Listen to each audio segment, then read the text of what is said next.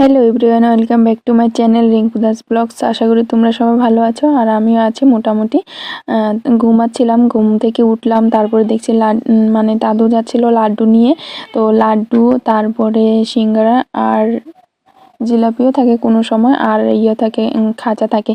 তো আমি বেশিরভাগ খাজা আর সিঙ্গারাটাই কিনি, লাড্ডু আর জিলাপিটা বহুত কমে কিনি।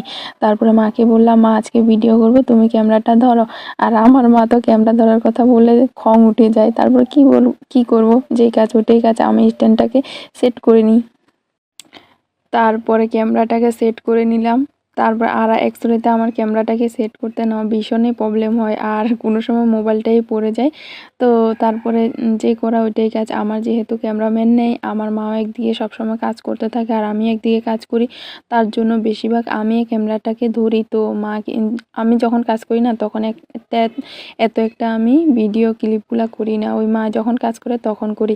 তো আমাকে অনেকে বলে তুমি কি করো, তো ওদেরকে কি করে বুঝাই। তো আজকে তোমরা ভিডিওটা দেখে নাও আমি কিভাবে কি করি। আজকে তো সব কথা বলেই দিলাম। তারপরে দেখো আমি ঘুম থেকে উঠে ছটপট করে বিছনাটাকে উঠে নিলাম, তারপরে ঘরটা ঝাড়ু দিয়ে দিলাম, তারপরে দোয়ানাটা দিয়ে দিলাম।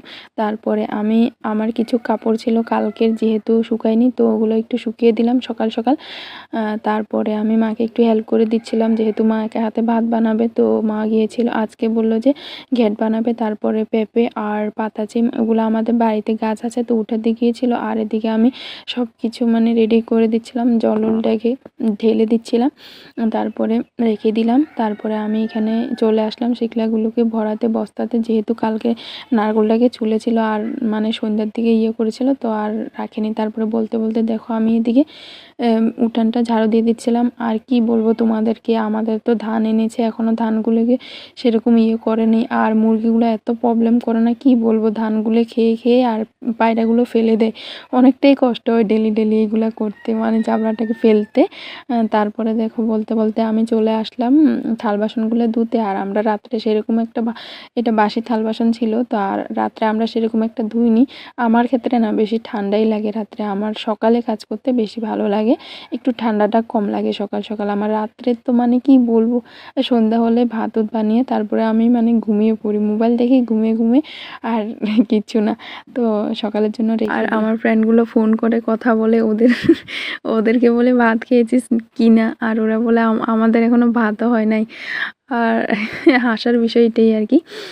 তারপরে সব কাম কাজ ছেড়ে তারপরে আমি মুখটাও ব্রাশটাও করে নিলাম, তারপর হাত পা ধুয়ে ঘরে গেলাম। তারপরে চা বসিয়েছিলাম। আর একটা মজার বিষয় হচ্ছিল, আমি তো সকাল সকাল দৌড়ে গিয়ে সিঙ্গারা কিনেছিলাম। আর আমি সকাল সকাল সিঙ্গারাটা করে রেখেছি, আমি মানে ভুলিয়ে গিয়েছিলাম, যেহেতু বিলাই ঘরে অনেকটাই বিলাই আসে। আমাদের তো ঘরে বিলাই নেই, আমাদের ঘরের সামনে ওরা বিলাই পালে, আর সবগুলো এসে পড়ে আমাদের ঘরে। আর কিছু মাছ রাখলে মানে কোনো কিছু রাখলে ওদের জন্য শান্তি নেই, খেয়ে নেয় ওরা।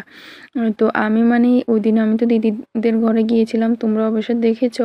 আর তারপরে ওখান থেকে আমি এনেছিলাম ধনিয়ার গুটি এনেছিলাম। আর ওইখানে আমি ছটপট করে মানে ওইখানে ভরে দিয়েছিলাম, যেহেতু একটা কাজও হয়েছিল না, ওইখানে আমি খাওয়া কিনতে গিয়েছিলাম। তারপরে আমি এত খুঁজছি, কই রেখেছি। আর তোমরা তো জানো না, কিছু যদি আশা করে কিনেও তারপরে যদি খাওয়ার জন্য না পাও তখন কীরকম লাগে। তারপরে খুঁজতে খুঁজতে অনেকটা টাইম লেগে গেছে, আমার 10 মিনিট লেগে গেছে, কি বলবো তোমাদের সাথে গাইস। তারপরে পেলাম যেহেতু, তারপরে সবাইকে চাটা বানিয়ে বাবাকে দিয়ে দিলাম, মাকে দিয়ে দিলাম, মা এখানে ভাত বানাচ্ছিল।